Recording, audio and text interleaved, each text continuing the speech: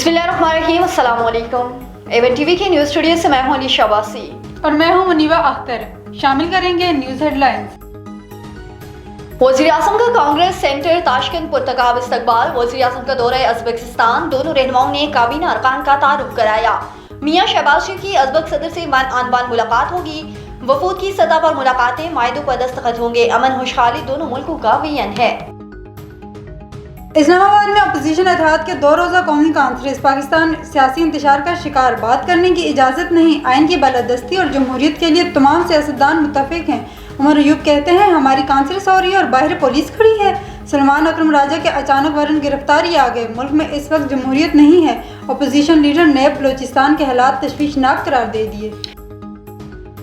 9 मई को रावलपिंडी में अस्करी तंसीबात पर हमलों का केस। पंजाब हुकूमत को GIT रिपोर्ट जमा कराने की मोहलत दे दी गई। एडिशनल प्रोसिक्यूटर जनरल पंजाब का जुर्माने का तस्करा।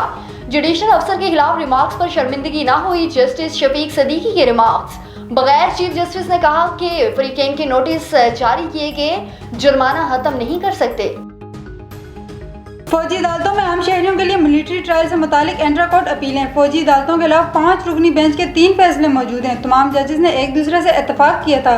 वकील फैसल सदीकी के दलाइल, जस्टिस अमीनुद्दीन ने रिमार्क्स दिए। Intra court appeal large bench सुनता है। लार्जर बेंच किसी फैसले का पाबंद नहीं होता। और इत्तेहादी हुकूमत के साथ चलना मजबूरी है। जानता हूँ तहरीरी मायदों के इनकाद पर अमल नहीं हो रहा। आइंदा बजट आने तक मसाइल हल होने का इंतजार करेंगे। लाहौर में सदर ममलिकत की पाकिस्तान पीपल्स पार्टी के रहनुमाओं की मुलाकात में गुफ्तगू। कहा पीपल्स पार्टी के रहनुमाओं ने शिकायतों के अंबार लगा दिए। न्यूज़ स्टूडियो से फिलवक्त इतना ही। मजीद खबरों और अपडेट्स के लिए देखते रहिए A1 TV। A1 TV, सब पे नजर, अंदर की खबर।